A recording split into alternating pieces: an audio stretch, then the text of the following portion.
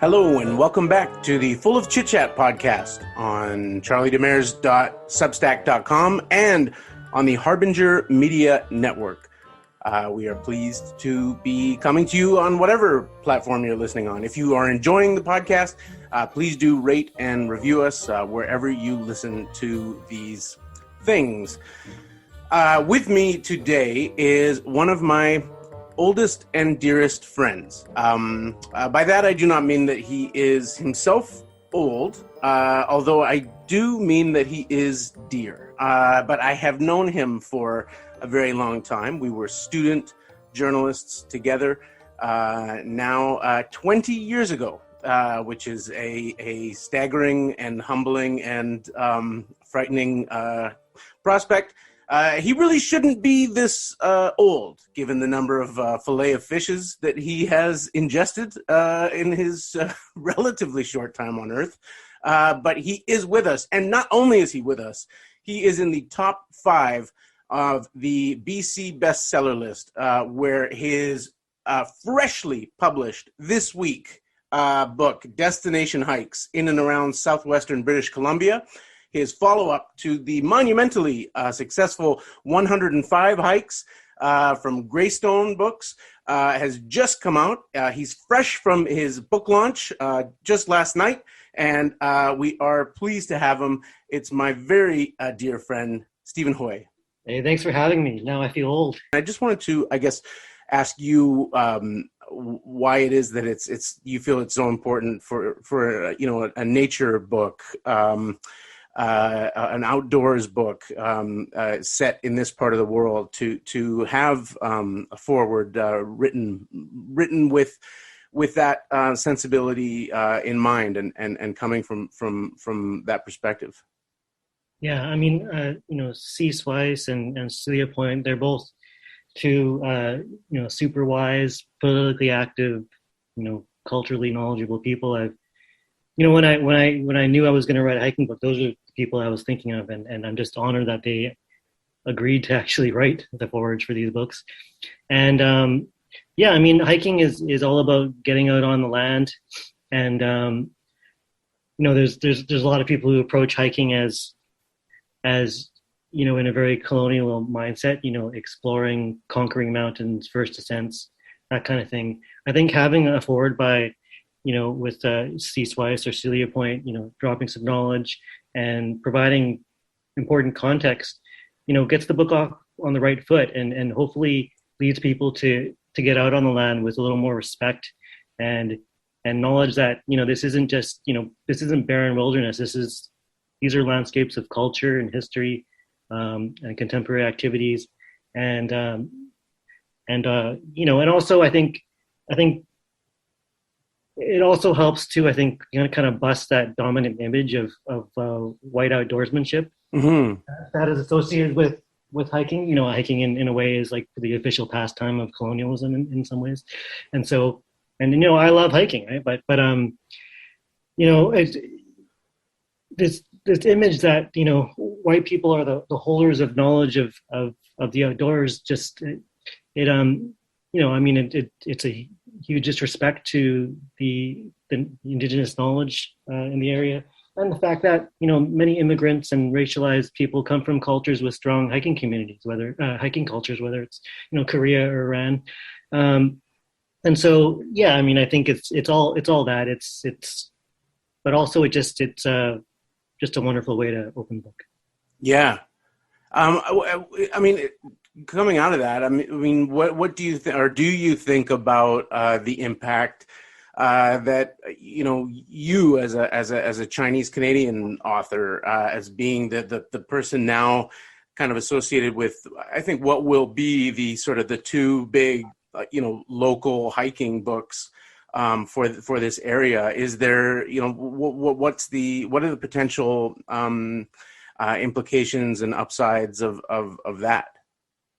Yeah, I think I've definitely heard from people that are, happy to see that. Writing a hiking guidebook is a dream I've had since high school, right? The predecessor to my first book, 105 Hikes, is 103 Hikes, and that was my favorite book in high school out of any kind of book. And back then I dreamed about writing a book like that. but I really thought it wasn't possible. Who's going to buy a hiking guidebook by a Chinese person? Would it sell? That kind of thing. And that was 20 years ago. So I'm really happy to say that is not the case now, and that people are loving the book, and I've gotten lots of good feedback, and definitely there's people of color who are happy to see some more diversity being represented on the scene. There's a climbing guidebook author in Ontario who's also Chinese, and we found each other on Instagram, and he was like so overjoyed to find another another Chinese guidebook author he didn't know one existed. So that was cool.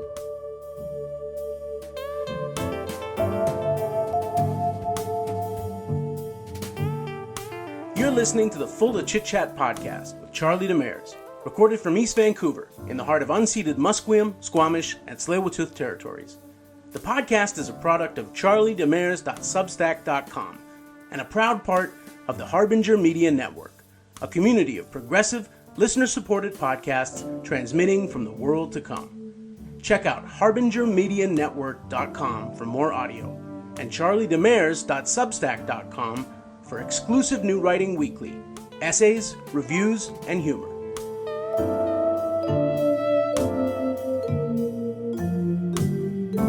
Well, and it's funny, you mentioned Korea as having a strong hiking culture, and then the moment you said, I hadn't known that in the sense of like the broader, sociological, but then immediately, anecdotally, I thought of Korean friends over the years, and yeah, all of them had this very strong, like outdoorsman kind of personal history and a connection to hiking and being in the outdoors I hadn't sort of connected it in the same way as like you think of like British rambling culture or hiking.